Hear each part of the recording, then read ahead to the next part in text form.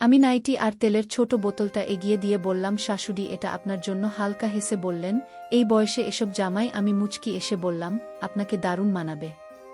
কিছুক্ষণ পরে তিনি সেই নীল রঙের হালকা জামাটা পরে আসলেন। আলো ছায়ার মাঝে তার উপস্থিতি একরকম অভিভূত করে দিল। পেছনে না তাকিয়ে বললেন, এইবার তেলটা দাও তো। সেদিন রাতের স্মৃতি এখনো কোথাও জমে আছে। আমার বিয়ের মাত্র 1 মাস, সবকিছু এখনো নতুন, সোহানীর সাথে সব পরিকল্পনা। কিন্তু মনে হয় যেন অন্য এক অজানা টান আমাকে কোথাও টেনে নিয়ে চলেছে। এই প্রথম শ্বশুরবাড়ি এলাম। আগেই শুনেছিলাম আমার শাশুড়ি মানে মালতী দেবী, বয়সের তুলনায় অনেকটাই স্মার্ট। বাস্তবে এসে দেখলাম সেটা আসলে বলা কমই হয়েছে। দরজায় দাঁড়িয়ে থাকা তার ভঙ্গিমা, সাজ পোশাক আর আচরণ, সব কিছুতেই একরকম পরিপক্ক আকর্ষণ। চোখে চশমা, ঠোঁটে হালকা হাসি আর চোখে এক শান্ত বিশ্বাস। ড্রয়িং রুমে বসে থাকার অবস্থায় তিনি জল আনতে গেলেন। আচমকা দেখি শাড়ির আঁচল কোমরে গুজে ফেললেন। এক অনবদ্য সহজতা আর আত্মবিশ্বাসের প্রকাশ যা চোখ ফেরাতে দেয় না। দুপুরে খাবার টেবিলে তিনি নিজে হাতে পরিবেশন করছিলেন। মাঝে মাঝে একটু ঝুঁকে দিচ্ছিলেন, যার মধ্যে এক ধরনের স্নিগ্ধতা ছিল, যেটা শরীরই নয় বরং অভিজ্ঞতার ছাড়াই গঠিত এক সৌন্দর্য। বিকালে আমি বারান্দায় দাঁড়িয়ে চা খাচ্ছিলাম। তিনি পাশ দিয়ে হেঁটে গেলেন। চুলে ক্লিপ লাগাতে লাগাতে আঁচলটা হাওয়ায় উড়ে সামনের দিকে এল। দৃষ্টিটা সামলাতে হলো, কিন্তু অনুভূতিটা থেকে গেল। সবচেয়ে অদ্ভুত লাগে তার চোখের দিকে তাকালে মনে হয় অনেক কিছু বুঝেও বুঝতে দিচ্ছেন না। তার ভিতর যেন এক রহস্য লুকিয়ে আছে যা ভাষায় প্রকাশ করা যায় না, শুধু অনুভব করা যায়। সকালটা ছিল নিঃশব্দ। কাজের মাসে আসেনি। আমি জানালার পাশে দাঁড়িয়েছিলাম। তখনই শুনলাম জলের শব্দ। শাশুড়ি বাথরুমের দিকে যাচ্ছিলেন, হাতে একটা বালতি নিয়ে। সেই দৃশ্যটাও মনে একটা দাগ রেখে গেল। তিনি একদিন পুরনো শাড়ি পরে উঠোনে কাজ করছিলেন। শাড়িটার রং মলিন হলেও যেভাবে গায়ে জড়িয়েছিলেন তা দেখে চোখ আটকে গেল। আমি বুঝতেই পারিনি কখন যেন পা বাড়িয়ে বারান্দার এক কোণে গিয়ে দাঁড়ালাম।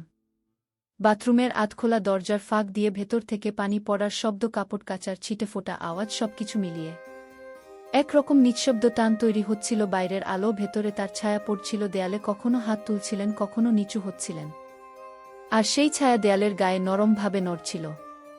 হঠাৎ এক সময় তিনি পেছনে ফিরে তাকালেন। চোখে চোখ আটকাল মাত্র এক মুহূর্তের জন্য, কিন্তু মনে হলো যেন অনেক অজানা কথা বলে গেল সে দৃষ্টি। তারপর ধীরে দরজা বন্ধ করে দিলেন। আমি পিছিয়ে এলাম, কিন্তু বুকের ধকধক কম ছিল না। পরক্ষণেই দেখলাম তিনি উঠোনে কাপড় ধুচ্ছেন। সম্ভবত স্নান সেরে এসেছেন। ভেজা চুলে রোদের ঝিলিক, আর তার হাতের নরম ভাজে ভাজে পোশাক থেকে জল ঝরছিল।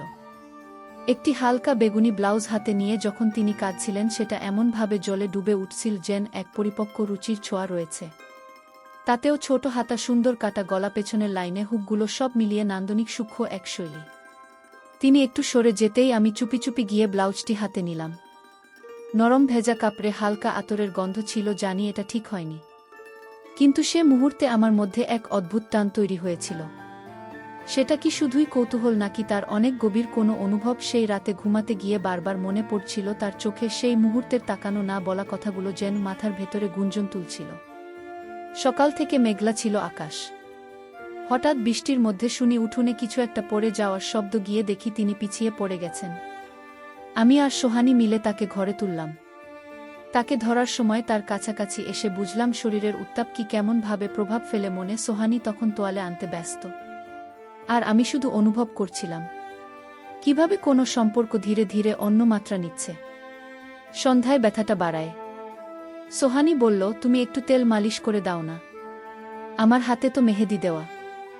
আমি বললাম, একটু ইতস্তত করে। শাশুড়ি হালকা হেসে বললেন, জামাই যখন পাশে আছে চিন্তা কি। তিনি মেঝেতে বসে শাড়ির পাড়টা একটু তুলে সামলে নিলেন। উনি তেল হাতে নিয়ে কোমরের পাশে আলতোভাবে মালিশ শুরু করলাম। তার ত্বকে একটা উষ্ণতা ছিল যেটা ছুঁয়ে বোঝা যায়।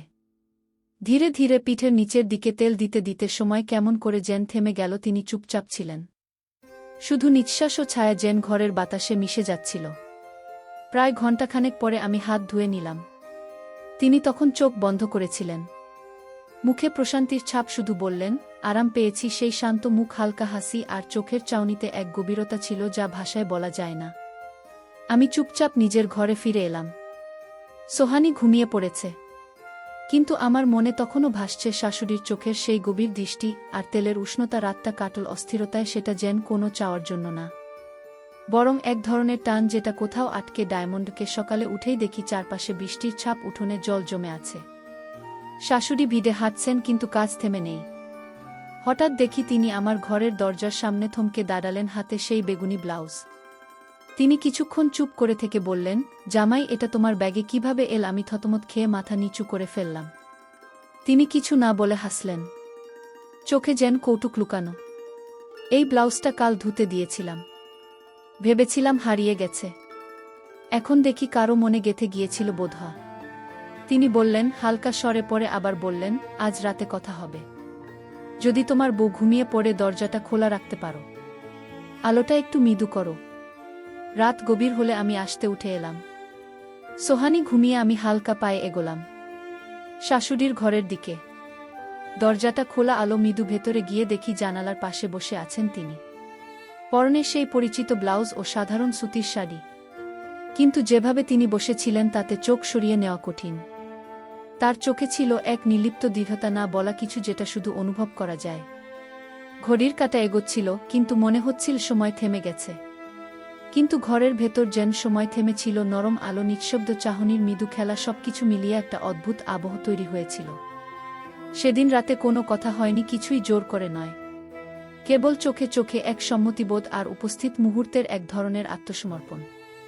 পরদিন জানতে পারলাম বিয়ে বাড়িতে যাবার পরিকল্পনা। আমি আর সোহানি তো যাচ্ছি, সঙ্গে যাবেন শাশুড়িও। গাড়িতে ৩ জন, পাশাপাশি বসার ব্যবস্থা। আমি জানালার পাশে, মাঝখানে সোহানি, অন্য পাশে শাশুড়ি। শাশুড়িকে সেদিন দেখেই চোখ আটকে গেল। হালকা কাজ করা রঙিন শাড়ি, যেন শরতের নরম রোদ গায়ে মেখে এসেছে। পরিপাটি সাজ, কিন্তু এক রকম অনায়াস সৌন্দর্য ছিল তার চলনে। আচমকা জানালা দিয়ে বাতাসে তার আঁচল উড়ে গিয়ে পেছনের অংশ খানিকটা দৃশ্যমান হয়ে পড়ে। তাতে কোনো সাজগোজ ছিল না, কিন্তু এক ধরনের বিশুদ্ধ রুচির ছাপ ছিল। নরম আলো, যেন এক মুহূর্তের কবিতা। এই চোখের কোণে তাকিয়ে হেসে বললেন, সব দেখা বলা যায় না জামাই। তার স্বরে ছিল স্থিরতা, কিন্তু সুরে কেমন যেন একটা গভীরতা। বিয়ে বাড়ির সারা দিনের কোলাহল, আলোর ঝলকানি আর সবার ব্যস্ততার মাঝেও আমি যেন আটকে ছিলাম।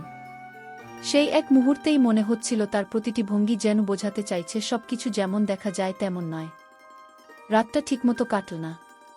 সোহানের সঙ্গে হালকা মনোমালিন্য, কথার চাপা টানাপোড়েন এক সময় রাগে পরিণত হল। আমি চুপ করে থাকলাম, আর সোহানি দরজা বন্ধ করে ঘুমিয়ে করল অভিমানে। আমি বারান্দায় গিয়ে বসলাম। বাইরে হালকা বাতাস, চারপাশ নিস্তব্ধ। হঠাৎ পেছন থেকে শাশুড়ির গলা শুনলাম, রাগ জমিয়ে রাখলে ভিতরটা ভারী হয়ে যায় জামাই। তিনি পাশে এসে বসলেন, বললেন, ও তো এখনো ছোট, তুই একটু বুঝিয়ে নিস। আমি কিছু না বললেও মনে হচ্ছিল তার গলার স্বরেই এক ধরনের পরম মমতা আছে। কিছুক্ষণ চুপ করে থেকে তিনি উঠে গেলেন। আমি ফিরে এলাম ঘরে। পরদিন সকালে সোহানি বাইরে যাবে, বন্ধুর সঙ্গে আমিও বেরোলাম। কিন্তু এক সময় একাই ফিরে এলাম বাড়িতে। গেট দিয়ে ঢুকতেই যোগেন পাকাকে বেরোতে দেখলাম, মুখে হাসি, চোখে যেন একটু বেশি স্বস্তি। আমি কিছু বললাম না, শুধু এক অজানা কুয়াশা বুকের ভিতরে নামতে থাকল। ধীরে হেঁটে শাশুড়ির ঘরের সামনে গেলাম। দরজা হালকা খোলা। ভিতরে দেখি তিনি আয়নার সামনে দাঁড়িয়ে, চুল থেকে জল পড়ছে আর ধীরে ধীরে নিজেকে গুছিয়ে নিচ্ছেন। পাশেই গুছিয়ে রাখা শাড়ি, ব্লাউজ আর পেটিকোট। ঘরের ভেতরের আলো তার মুখে পড়েছিল। চোখে চোখ পড়ে গেল আয়নার প্রতিফলনে। তিনি হেসে বললেন, এতক্ষণ দাঁড়িয়ে আছো কেন জামাই বাবা? সব কিছু মুখে বলতে হয় না, বোঝা যায়। তারপর এক পা এগিয়ে এসে শুধু বললেন, অনেক কিছু জমে থাকে। কারুর একটুখানি সহানুভূতি অনেক সময় অনেক দূর নিয়ে যায়। যে ছোঁয়ায় শুধু শরীর নয়, মনটাও যেন একটু থেমে দাঁড়ায়। তার চোখে ছিল না কোনো সংকোচ, বরং এক ধরনের শান্ত স্বস্তি, যেন অনেক দিনের জমে থাকা কিছু নিজেই উন্মুক্ত হচ্ছে। আমি কোনো উত্তর না দিয়ে চুপচাপ ঘর থেকে বেরিয়ে এলাম।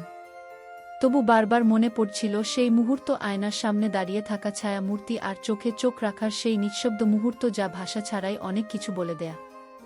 রাতে বারান্দায় বসেছিলাম, চারপাশ নিস্তব্ধ। হালকা বাতাসে পর্দা দুলছে, দূরে একটা ঘুঘুর ডাক ভেসে আসছে। মাথার ভেতর ঘুরছিল যোগেন কাকার মুখ, মালতির চোখের চাহনি, আর সেই এলোমেলো কাপড়ের দৃশ্য। কিন্তু আশ্চর্য, আমি ক্ষোভ বা হিংসা কিছুই অনুভব করছিলাম না। বরং মনে হচ্ছিল আমি এই অদ্ভুত পরিস্থিতির অংশ হয়ে গেছি। নীরব, তবু গভীরভাবে জড়িয়ে। রাত বাড়ছিল, সোহানির পাশেই শুয়েছিলাম, তবু ঘুম আসছিল না। তখনই মনে পড়ল দুপুরে বাজার থেকে কেনা ছোট একটা প্যাকেট, হালকা নীল রঙের নাইটি আর তেলের বোতল। চুপচাপ সেগুলো হাতে নিয়ে আমি ধীরে ধীরে এগোলাম।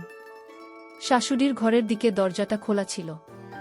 ঘরের ভেতরে এক ধরনের আরামদায়ক আলোর ছাটা, জানালার পাশে রাখা চাদর, বাতাসে নড়তে থাকা পর্দা আর বিছানায় বসে থাকা মালতী, সব মিলে এক নিঃশব্দ প্রশান্তি। তিনি তখন হালকা শাড়িতে ছিলেন, চুল খোপা করা, পরনে কোনো বাড়াবাড়ি ছিল না, কিন্তু ছিল একটা অনায়াস সৌন্দর্য। আমি হাতে ব্যাগটা এগিয়ে দিয়ে বললাম, আপনার জন্য এনেছি। তিনি হেসে বললেন, এই বয়সে নাইটি জামাই? আমি বললাম, এই রংটা আপনাকে দারুণ মানাবে। তিনি একটু মৃদু হাসলেন, তারপর বললেন, তেল এনেছ? আমি বোতলটা দেখালাম। তিনি জানালার পাশে গিয়ে দাঁড়ালেন। হালকা আলো, তার ছায়া বিছানার উপর পড়ছিল। পেছন ফিরে না তাকিয়ে শুধু বললেন, তাহলে লাগিয়ে দাও। আমার হাত খানিকটা কাঁপছিল, তবুও ধীরে তেল লাগাতে লাগলাম। তার পিঠ, গলা আর কাঁধ বরাবর সেই তেল ছড়িয়ে পড়ছিল, আর আমাদের চারপাশে এক অদ্ভুত নীরবতা নেমে এসেছিল। এক সময় তিনি বললেন, এই নাইটি পরে হাসি। আমি চুপ করে দাঁড়িয়ে রইলাম। তিনি পাশের ঘরে গেলেন। যখন ফিরে এলেন তখন গায়ে সেই হালকা নীল পোশাক, খুব সাধারণ একটা ঘরের পোশাক হলেও তার গাম্ভীর্যে সেটাও যেন অনন্য হয়ে উঠেছিল। আমি চোখ ফিরিয়ে নিতে পারিনি।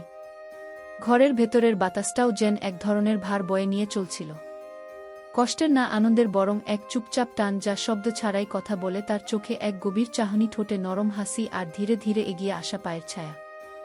সব মিলিয়ে সেদিন শব্দের দরকার ছিল না, শুধু নীরব উপস্থিতি, নিঃশ্বাস আর চোখে চোখ রাখার মুহূর্তটাই যথেষ্ট ছিল বুঝে নেওয়ার জন্য এখানে কেউ কাউকে দোষ দিচ্ছেন না, কেবল চলছে। রাতটা কেটে গেল এক অদ্ভুত প্রশান্তির ভেতর। অনেক অজানা প্রশ্নের উত্তর মিশে গেল নীরবতার গায়ে। আজ আমাদের ফেরা। আমি আর সোহানি শহরের দিকে রওনা হব। রেখে যাচ্ছি এই বাড়ির নরম আলো ভেজা বারান্দা আর এক ছায়ার মতো মিশে থাকা মালতির উপস্থিতি। সোহানি ব্যস্ত ব্যাগ গোছাতে, আর আমি দাঁড়িয়েছিলাম বারান্দা, রোদে শুকানো শাড়ির ভাঁজের দিকে তাকিয়ে। একটা নীলচে কাপড় বাতাসে দুলছিল, চেনা কাপড়, চেনা অনুভব।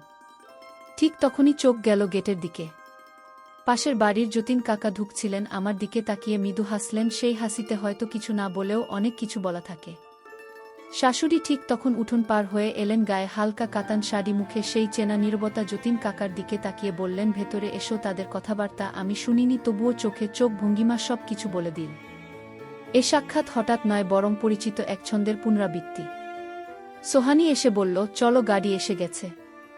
আমি সুটকেস তুললাম, গাড়ির দিকে পা বাড়ালাম। তখনই পেছনে থেকে ভেসে এল ঘরের দরজা বন্ধ হওয়ার এক ক্ষীণ শব্দ। আমি ঘুরে তাকালাম।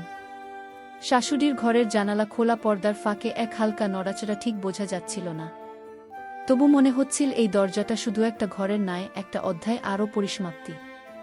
মাটি ধুলো মিশেছিল পায়ের নিচে, অনুভব করছিলাম, কিন্তু আসল ধুলোটা যেন জমছিল ভেতরের এক নিঃশব্দ জায়গা। সোহানি কিছু বোঝেনি, আমি বুঝেছিলাম, আর জানতাম এই বাড়ি, এই স্মৃতি আর এই অধ্যায় এখন থেকে আমার ভেতরেই থাকবে, এক গোপন দরজার ওপারে।